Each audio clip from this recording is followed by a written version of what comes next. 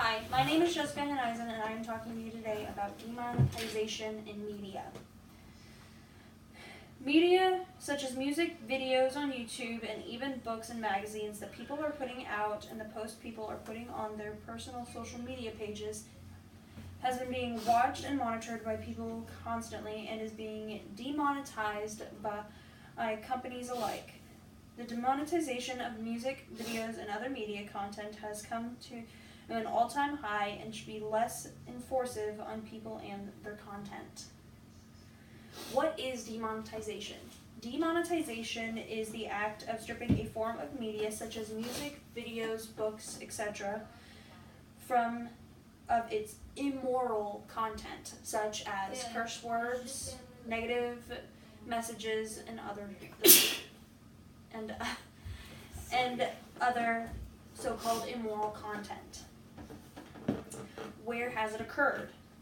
Demonetization has occurred in many different things, such as video games, books, movies, and even personal social media platforms such as Twitter, Facebook, and YouTube.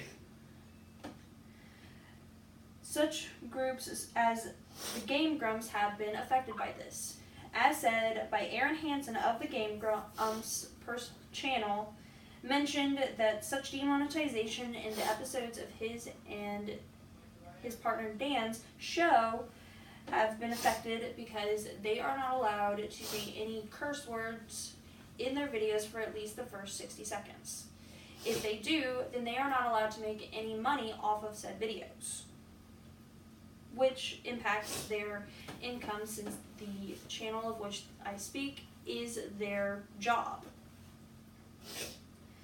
Such content makes money based upon the amount of views it receives and the amount of likes and even shares to other people on social media such as Facebook and Twitter.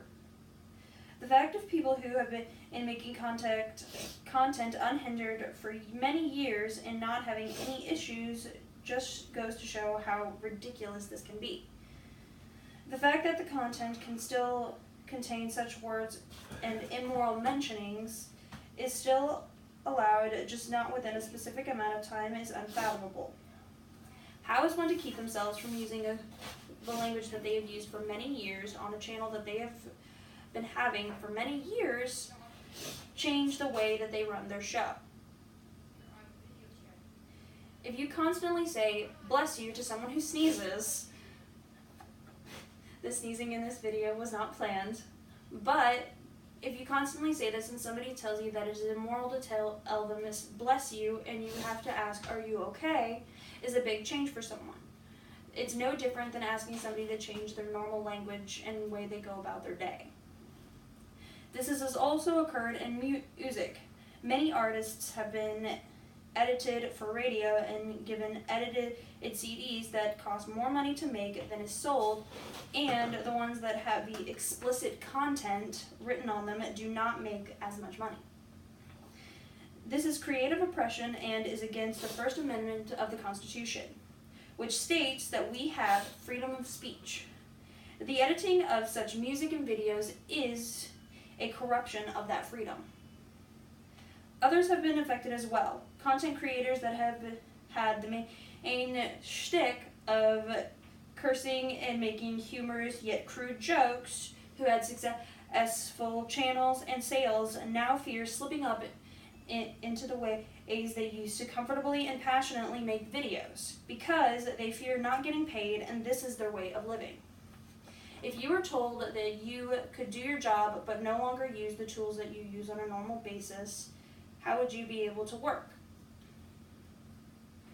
In the music industry, due to so much demonetization, it has caused many well-known artists who have been making music for years have completely changed their sound and a type of music just to appease the masses, so that way they can still stay afloat in their career of choice. Just because some people prefer a specific type of music and believe that specific words should not be in that music shouldn't mean that most people who create it should have to change how and what they create. Such people, such as Theory of a Deadman and Marilyn Manson, are some of these creators.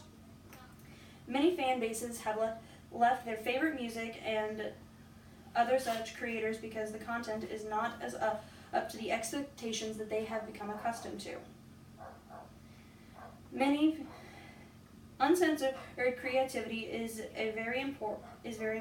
If creativity is stifled, then how will new inventions be created? If we stifle the creativity of media, where will it stop? If they can demonetize the media, can they not demonetize the music and set laws about the volume of music and otherwise disgraceful and vulgar music that is played by some people? If the F word is so bad when it is in music and such other things, why is it okay for those who play the music that have the N word and talk of such vulgar acts in it can play it at such a high volume and young children can hear it no matter where they are, whether it be in the car next to them or just down the street from their own home? If it is not okay to have such music on the radio, why is it okay to play it at high volumes in residential streets and busy streets where many people who do not want to hear such filth reside? I believe that it should be that if one thing is not okay, that the significantly worse thing should also be unallowed. Demonetization is a very serious thing in our society today.